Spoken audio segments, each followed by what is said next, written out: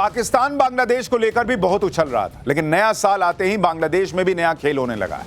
नरेंद्र मोदी ने ऐसी चाल चली है जिससे पाकिस्तान को भी शौक लगा होगा। भारत से बिगड़े रिश्तों के बीच भी पीएम मोदी ने विदेश मंत्री एस जयशंकर को बांग्लादेश भेज दिया है। विदेश मंत्री एस जयशंकर पीएम मोदी का एक लेटर लेकर बांग्लादेश पहुंचे तो यूनुस सरकार टेंशन में आ गई। बांग्लादेश में बीएनपी अध्यक्ष खालिदा जिया को श्रद्धांजलि देने गए विदेश मंत्री एस जयशंकर ने उनके बेटे तारिक रहमान से मुलाकात की, लेकिन भारत के विदेश मंत्री ने मोहम्मद यूनुस से कोई मुलाकात नहीं की। यानी क्लियर मैसेज चला गया कि तुम मिलने लायक भी नहीं हो, जिस तरह से तुमने बांग्लादेश का हाल कर रखा है। तनावपूर्ण माहौल के बीच विदेश मंत्री का बांग्लादेश जाना, मोहम्मद यूनुस से न मिलना बहुत कुछ कह रहा है। और इसके साथ साथ एस जयशंकर ने बांग्लादेश में अभी के वक्त की सबसे बड़ी पॉलिटिकल पार्टी के सबसे बड़े चेहरे से मुलाकात करके मोहम्मद यूनुस को समझा दिया कि मुनीर के चक्कर में फंसकर कुछ नहीं कर पाओगे। बांग्लादेश में पीएम मोदी ने कैसे मुनीर के प्लान पर पानी फेरना शुरू कर दिया है, इस रिपोर्ट में देखिए, आपको एक एक चीज समझ में आएगी।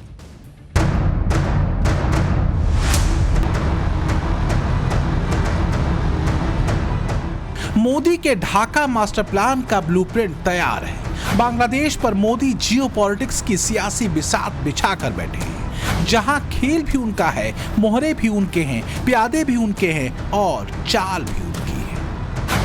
बेगम खालिदा जिया के जनाजे पर विदेश मंत्री एस जयशंकर को भेजकर मोदी ने कूटनीति के तीर से दो निशाने साध लिए हैं। पहला है भारत बांग्लादेश के रिश्तों में आई तल्खी को नरम करना और दूसरा बांग्लादेश के नंबर 2 मैन को बांग्लादेश भेजकर दुनिया में संदेश देना कि भारत रिश्ते सुधारने में पहला कदम बढ़ा चुका है। बांग्लादेश से वापस आकर विदेश मंत्री ने क्लियर मैसेज भी दिया कि भारत से दूर होना उसके पड़ोसियों के अपने हित में नहीं है, क्योंकि भारत जिस स्पीड से आगे बढ़ रहा है, अगर वो भी ऐसी ही तरक्की करना चाहते हैं तो उन्हें भारत के साथ आना ही पड़ेगा। I was there in Bangladesh just 2 days ago. I had gone to represent India at the funeral of the former Prime Minister of Bangladesh, Begum Khalida Zia. There is as I said, a good neighbor, bad neighbor, but an overall neighborhood policy. Most of our neighbors, I think, have, the realization that India's growth is today a lifting tide. That if India grows, all our neighbors will grow with us. They will have many more opportunities.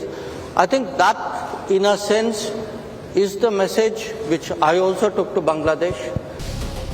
यहां भारत की ओर से दो अहम कूटनीतिक संदेश देखने को मिले। विदेश मंत्री बेगम खालिदा जिया के बेटे और बीएनपी के नए फेस तारिक रहमान से तो मिले, लेकिन मोहम्मद यूनुस से कोई मीटिंग, कोई मुलाकात नहीं की। एस जयशंकर के बांग्लादेश दौरे की एक और तस्वीर बेहद चर्चा में है, जब वो पाकिस्तानी स्पीकर अयाज सादिक से मिले और उनसे हैंडशेक किया। जयशंकर ने बांग्लादेश के मुख्य सलाहकार मोहम्मद यूनुस से कोई बैठक नहीं की, जो भारत बांग्लादेश संबंधों में वर्तमान तनाव की गंभीरता को दिखाता है। ये कदम खास तौर पर तब और ज्यादा अहम हो जाता है जब नेपाल के विदेश मंत्री और पाकिस्तान की नेशनल असेंबली के स्पीकर सरदार अयाज सादिक ने यूनुस से स्टेट गेस्ट हाउस में मुलाकात की। भारत का स्टैंड साफ है। जब से यूनुस सरकार बनी है, वो बांग्लादेश में हिंदू अल्पसंख्यकों को सुरक्षा देने में नाकाम रही है। 300 से ज्यादा हिंदू और अल्पसंख्यक मारे गए हैं। लगातार हिंदुओं के घरों पर अटैक हो रहा है। अब यूनुस सरकार ने हिंदुओं के अधिकारों पर भी डाका डालना शुरू कर दिया है। बांग्लादेश सरकार की ओर से 2026 की छुट्टियों की लिस्ट जारी की गई है। इस लिस्ट के अनुसार बांग्लादेश में हिंदुओं को सरस्वती पूजा, बुद्ध पूर्णिमा, जन्माष्टमी, महालया की कोई छुट्टी नहीं मिलेगी। इस सब के बीच जयशंकर की यूनुस से न मिलने की स्थिति एक साफ राजनीतिक संदेश के तौर पर सामने आई है, जो भारत की नाराजगी और गंभीर दृष्टिकोण को दिखाती है। दूसरी तरफ मुल्ला मुनीर के पैरों तले भी जमीन खिसकी जा रही है। बांग्लादेश के लिए जो जहरीला प्लान मुनीर के दिमाग में था, वो फेल होता दिख रहा है। मोदी के ढाका प्लान की तस्वीर जब से मुल्ला मुनीर ने देखी है, वो डर से कांप रहा है। मुनीर सोच रहा है कि बांग्लादेश में उस्मान हादी की हत्या के बाद चुनाव टल जाएंगे। हादी की मौत का ठीकरा भारत पर फोड़कर एंटी इंडिया सेंटिमेंट तैयार करके चुनाव को डिरेल किया जाएगा। लेकिन उस्मान हादी के भाई ने ही मुनीर और यूनुस का प्लान फेल कर दिया। हादी के भाई ने सामने आकर सीधे सीधे कह दिया कि चुनाव रोकने के लिए हादी को मरवाया गया है और अब खुद भारत के विदेश मंत्री का बांग्लादेश जाना, वहां जाकर बीएनपी के टॉप नेताओं से मुलाकात करना, यूनुस से न मिलना और पाकिस्तानी असेंबली के स्पीकर से हाथ मिलाना, ये सब कुछ मोदी के टैक्टिकल मूव का हिस्सा है। मोदी का ढाका मास्टर प्लान तो अब खुद पाकिस्तानी ही मुनीर को समझा रहे हैं। पर मुल्ला मुनीर आंखों में पट्टी बांध कर बैठा है। जयशंकर के हैंडशेक पर पाकिस्तान इतराने लगा है। जयशंकर से हाथ मिलाने के बाद अयाज सादिक टीवी चैनलों पर जाकर कह रहे हैं कि हम नहीं, वो आए हमसे हाथ मिलाने। लेकिन मोदी नीति पाकिस्तानियों के दिमाग से ज्यादा तेज है।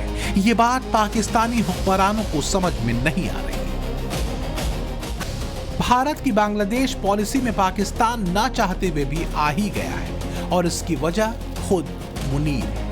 ये किसी से नहीं छिपा कि बांग्लादेश में आईएसआई को मोहम्मद यूनुस सरकार का साथ मिलता है। आसिम मुनीर ने चोरी छुपे बांग्लादेश में आईएसआई का ढाका सेल एक्टिव कर दिया है। जानकारी के मुताबिक मुनीर का यह ढाका सेल कहीं और से नहीं बल्कि ढाका में मौजूद पाकिस्तानी हाई कमीशन से काम कर रहा है। मुनीर के इशारे पर आईएसआई ने पिछले साल नवंबर में ढाका सेल का गठन किया था।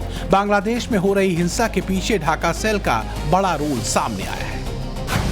लेकिन तारिक रहमान की लंदन से वापसी के बाद बांग्लादेश की राजनीति में तीसरा कैरेक्टर आ गया है। तारिक की वापसी से यूनुस और पाकिस्तान के मंसूबे धराशायी हो सकते हैं, क्योंकि शेख हसीना की अवामी लीग के बाद बीएनपी ही है जिसकी पकड़ मजबूत है। ऐसे में अब यूनुस की राहें मुश्किल भरी होने वाली है। बांग्लादेश से वापस आकर विदेश मंत्री ने पाकिस्तान को खरी खरी भी सुनाई है और साफ साफ कह दिया है कि पाकिस्तान अगर कोई जुर्रत करेगा तो उसका मुंहतोड़ जवाब उसे उसी वक्त दिया जाएगा।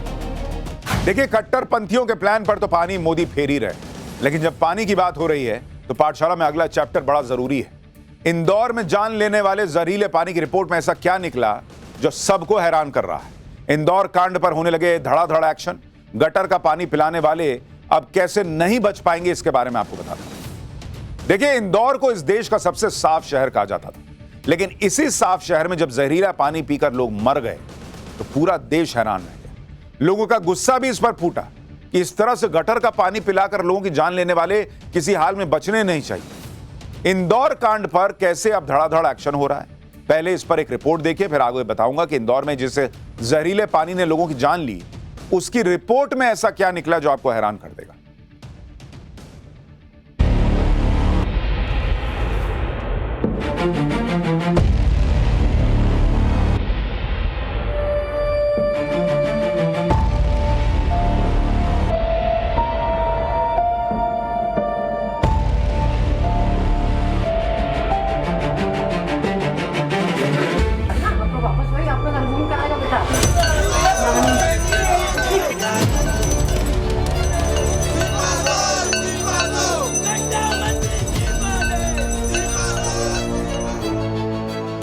इंदौर जैसे शहर में गंदे पानी की सप्लाई से हुई मौतों ने गंभीर सवाल उठा दिए हैं, जिसके बाद सीएम मोहन यादव एक्शन में आ गए हैं।